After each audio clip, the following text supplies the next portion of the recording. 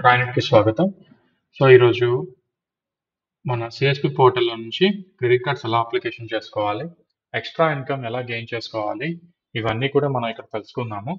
మెయిన్‌గా ఈ credit card services అన్నీ కూడా మనం లీడ్ జనరేట్ చేసి కస్టమర్‌కి లింక్ షేర్ చేస్తే, మిగిలిన ప్రాసెస్ వాళ్ళు కంప్లీట్ చేసుకుంటారు.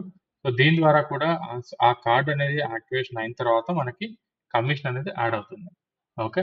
ఇప్పుడు క్రెడిట్ కార్డ్ ఎలా అప్లై చేసుకోవాలి ఏంటి అనేది సర్వీసెస్‌లో అప్లై క్రెడిట్ కార్డ్ అనే ఆప్షన్‌లో అప్లై క్రెడిట్ కార్డ్స్ అని ఉంటుంది. ఇది క్లిక్ చేయాలి. ఒకవేళ కస్టమర్ పర్టిక్యులర్‌గా హెచ్‌డిఎఫ్‌సి కానీ, ఇండస్ ఇండ్ కానీ అడిగితే మనకి ఇక్కడే ఆప్షన్స్ ఉన్నాయి డైరెక్ట్‌గా. ఇది క్లిక్ చేసుకోవాలి. హెచ్‌డిఎఫ్‌సి కానీ, ఇండస్ ఇండ్ కానీ కాకుండా ఇంకేమన్నా లేకపోతే కస్టమర్‌కి ఒక ఐడియా అనేది లేకపోతే మనం ఇక్కడ అప్లై క్రెడిట్ కార్డ్స్‌లోకి వెళ్ళొచ్చు.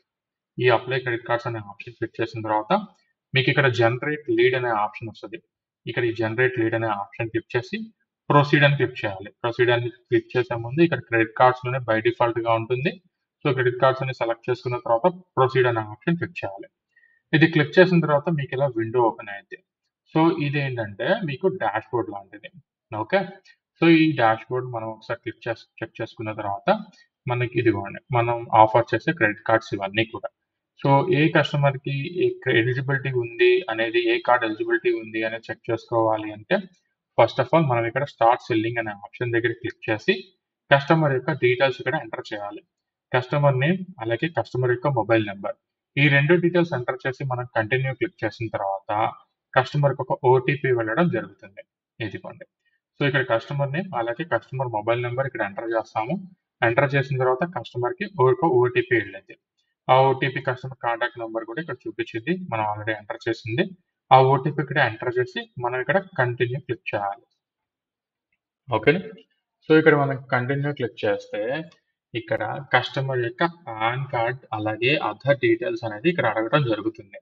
మన కస్టమర్ పాన్ కార్డ్ డీటెయిల్స్ అలాగే కస్టమర్ యొక్క ఇన్కమ్ మోడ్ బ్యాంక్ అకౌంటా లేకపోతే క్యాషా, ఆ కస్టమర్ యొక్క డేట్ ఆఫ్ బర్త్ అలాగే gender male or female, customer యొక్క పిన్ కోడ్, మెయిల్ ఐడి ఇవన్నీ ఎంటర్ చేసిన తర్వాత మళ్ళీ మనం కంటిన్యూ క్లిక్ చేస్తే ఇక్కడ ఎంప్లాయ్మెంట్ డీటెయిల్స్ అడుగుతుంది. ఈ ఎంప్లాయ్మెంట్ డీటెయిల్స్‌లో మనం కస్టమర్ యొక్క సెల్ఫ్ ఎంప్లాయిడా లేకపోతే ఎంప్లాయిడా, అలాగే మంత్లీ ఇన్కమ్ ఎంత, సాలరీ, బ్యాంక్ ఏంటి, ఇవన్నీ ఎంటర్ చేసి మనం కంటిన్యూ క్లిక్ చేస్తే ఇక్కడ అప్లికేషన్ ప్రాసెస్ మొత్తం స్టెప్ బై స్టెప్‌గా చూపించింది. మనం ఇది క్లిక్ చేసుకున్నాం అనుకోండి, క్యాన్సిల్ చేసుకున్న తర్వాత ఇక్కడ ఆ కస్టమర్ మనం ఎంటర్ చేసిన డీటెయిల్స్‌ని బట్టి కొన్ని కార్డ్స్ ఎలిజిబిలిటీ చూపించింది. క్రెడిట్ కార్డ్స్ యొక్క ఎలిజిబిలిటీ ఇక్కడ చూపించింది. ఇక్కడ చూపించిన తర్వాత కస్టమర్‌కి ఈ కార్డ్స్ యొక్క అంటే మీరు ఇక్కడ కార్డ్స్ చూపించారు కదా! ఈ కార్డ్స్ యొక్క రివార్డ్ పాయింట్స్ ఏంటి, ఇవన్నీ కూడా మనకి ఇక్కడ చూపించడం జరుగుతుంది. అసలు ఆ కార్డ్ యొక్క బెనిఫిట్స్ ఏంటి అనేది. ఆ బెనిఫిట్స్ అనేవి మనం కస్టమర్‌కి ఎక్స్‌ప్లెయిన్ చేసి మనం ఇదిగో ఇక్కడ మనం క్లిక్ చేస్తే ఇక్కడ బెనిఫిట్స్ అనేవి చూపడం జరుగుతుంది. ఈ బ్రాండ్ బెనిఫిట్స్ క్లిక్ చేసాం అనుకోండి, ఈ కార్డ్ తీసుకోవడం వల్ల ఉపయోగాలు ఏంటి అంటే వాళ్ళకి ఎలా ఉంటుంది, దేనిలో వాళ్ళకి మంచిగా క్యాష్ బ్యాక్స్ వస్తాయి, అలాగే రివార్డ్ పాయింట్స్ వస్తాయి. ఇవన్నీ కూడా మనకి ఇక్కడ చూపించడం జరుగుతుంది.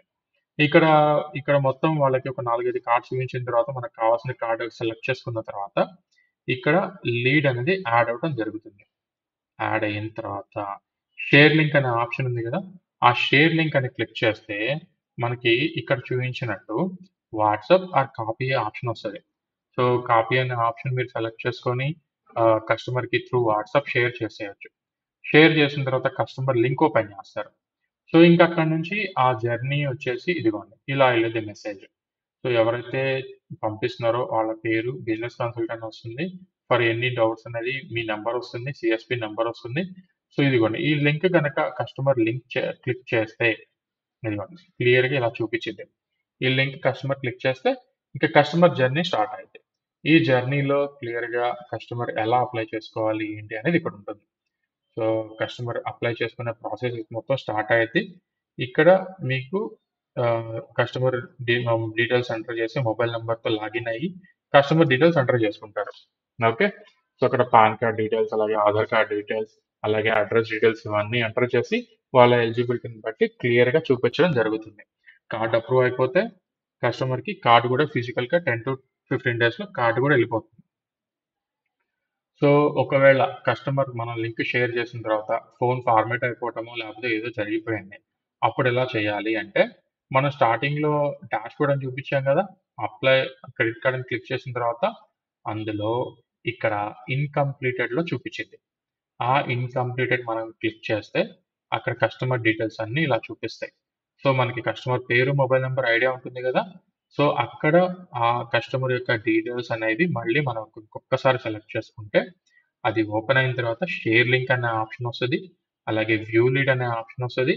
ఆ వ్యూ లీడ్ క్లిక్ చేసిన తర్వాత మళ్ళీ మనం కస్టమర్‌కి షేర్ జేయొచ్చు. సో, ఎలాగా మనకి స్టార్టింగ్‌లో వాట్సాప్ కానీ, అలాగే కాపీ పేస్ట్ అనే ఆప్షన్ వస్తది గదా! సేమ్ అలాగే మనం షేర్ జేయొచ్చు కస్టమర్‌కి. ఓకే.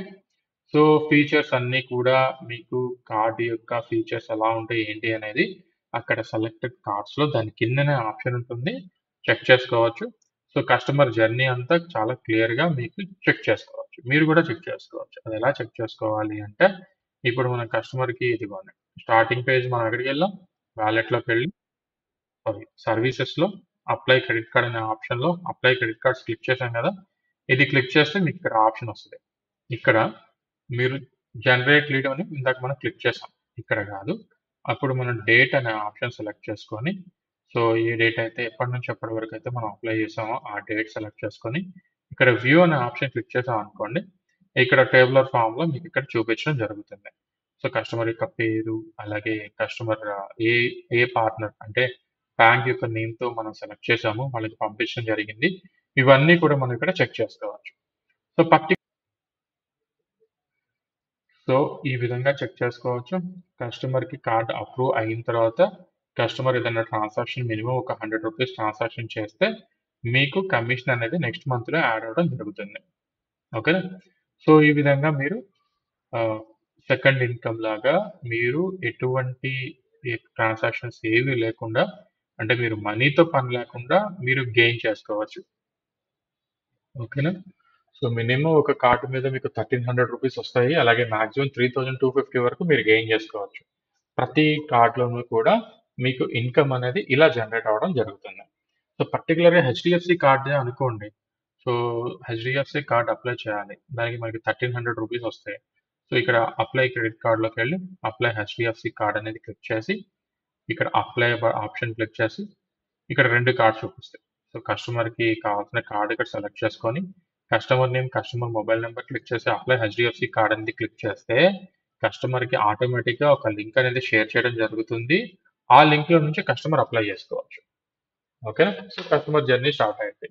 ఇక కస్టమర్ అక్కడి నుంచి క్లియర్‌గా వాళ్ళకి కావాల్సిన డాక్యుమెంట్స్ అన్నీ అప్‌లోడ్ చేసుకొని, కస్టమర్ ఒకవేళ కార్డ్ అప్రూవ్ అయితే మనకి కమిషన్ రావడం జరుగుతుంది. ఓకే. సో, అలాగే మనం పర్టిక్యులర్‌గా ఇండస్ ఇండ్ క్రెడిట్ కార్డ్స్ కూడా అప్లై చేయొచ్చు. ఈ ఇండస్ ఇండ్ క్రెడిట్ కార్డ్‌కి సంబంధించి ఆల్రెడీ మనకి యూట్యూబ్ ఛానెల్‌లో రాయనెట్ తెలుగు అనే ఛానెల్‌లో అప్‌లోడ్ అయ్యింది. ఒకసారి అది చూసినా సరే మీ కమిషన్ స్ట్రక్చర్ ఎలా ఉంటుంది? ఎలా అప్లై చేసుకోవాలి? ఏంటి అనేది కూడా మనకు క్లియర్‌గా చెప్పడం జరుగుతుంది. ఓకేనా? Thank you.